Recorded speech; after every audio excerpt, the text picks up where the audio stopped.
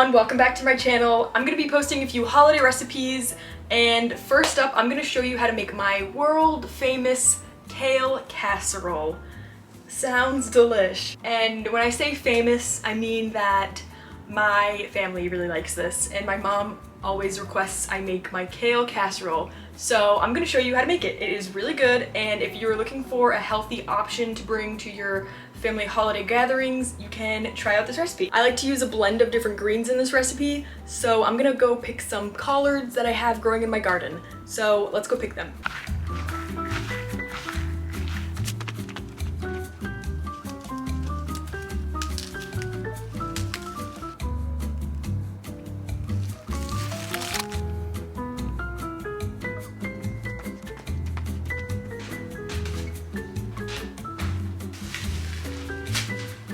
So for this recipe, you need a ton of leafy greens of your choice. I'm doing a mix of kale and collard greens from my garden, so yeah, let's get started. So first step is washing our greens thoroughly. You can bypass a few steps here and just use frozen chopped kale. I want to use these collards up, so I'm doing it the long way. Also, be careful if you buy like pre-washed and bagged kale. You have to go and pick out all the little stems. That's why doing it this way prevents any stems from getting in there. So I made up this recipe actually when I first started eating this way. I was a big fan of Dr. Furman's creamed kale. And so it's basically just creamed kale in a casserole. It's sort of similar to like spinach dip. Of greens for this recipe because once you start cooking them, they will shrink down a ton.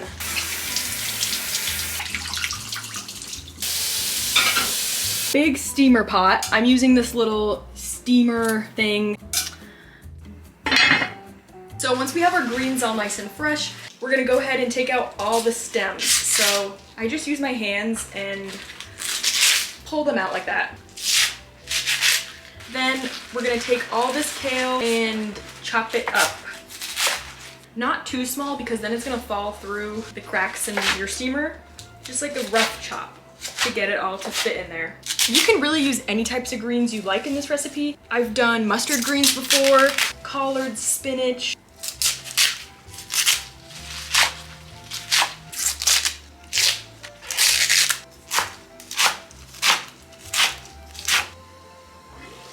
Oh, it's steaming.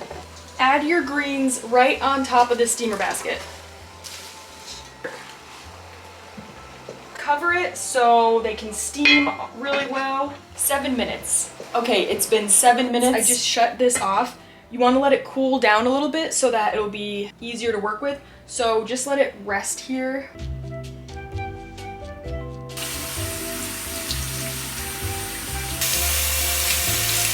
Next, I'm prepping the rest of the veggies that are gonna go in my kale casserole. I have some garlic, 1 yellow onion, and some cremini mushrooms. Chop these up nice and small. This recipe is super versatile. You could really add in any veggies you want. Try and mince up these mushrooms pretty small. It's kind of a pain, but I think it tastes better that way.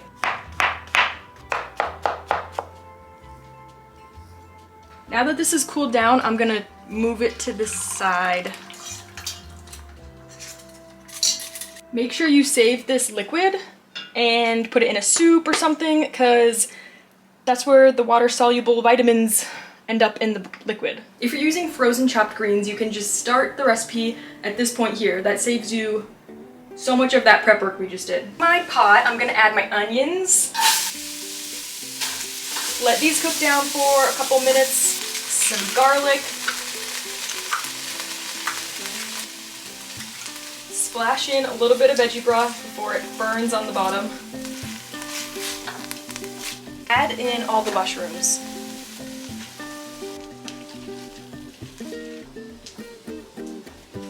Add in a good amount of black pepper. Soy sauce or any low sodium alternative. My favorite is Bragg's liquid aminos. I feel like that has the best flavor, but I ran out. And we're just gonna let these cook down till they shrink. You wanna cook out most of the moisture. Well, now that it's cooled down, we can finally handle it. let's chop it up really, really small. And look how easy it is to chop once it's already cooked. It's crazy how much it all cooks down, and make sure you chop it up really, really small. You don't want any like big leaves in there.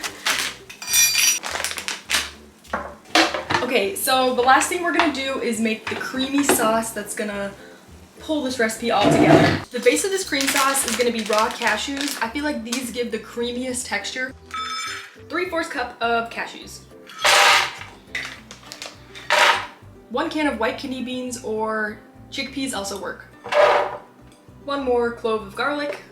2 tablespoons of nutritional yeast. I like to buy unfortified nutritional yeast from Amazon. A tablespoon of Dijon mustard. Sounds weird, but it tastes good.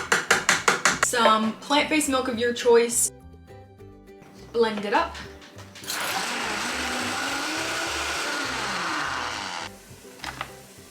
I also like to season it with some Mrs. Dash, so if you happen to have some Mrs. Dash all-purpose seasoning, I really like to add that in here. All the water has evaporated. This is how our mushrooms and onions are looking. We're gonna go ahead and add in the kale. The greens, and those together. We're gonna add in all of the cream sauce. Look at this creation. So next you want to taste it and adjust any seasonings that you want to add. But this is our finished recipe. Now we're just gonna put it in a casserole dish to make it look more appetizing. Bake it so the kale gets even more soft. But you can also serve it just like this if you just want like a creamed greens recipe. Okay, we got a taste tester here. This is kale casserole. How good does that sound? Sounds great. Really? I feel like it doesn't sound appetizing though. Some schlop for ya. It's good. You think so? Yeah. Isn't it good? It's kind of just like spinach dip or like cream spinach. So now we're gonna transfer it into this baking dish.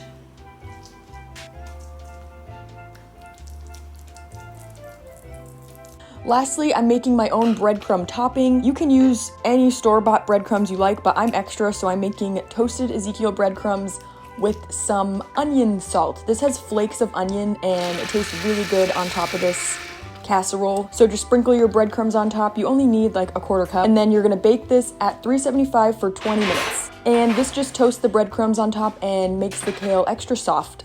Yay! Here is our kale casserole.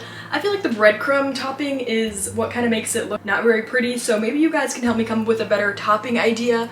But every spinach casserole recipe I looked up had a breadcrumb topping. But the onion flakes on top make it taste really good, so don't skimp out on those. So that is it for today's video. Look at how creamy this casserole turns out. And it's not just good for the holidays. You can make this any time of year as a side dish if you want to get some extra greens in. This is one of my favorite ways to make kale. Thank you so much for joining me for today's video. Let me know what you're making for the holidays this year, and I'll see you in my next video. Bye!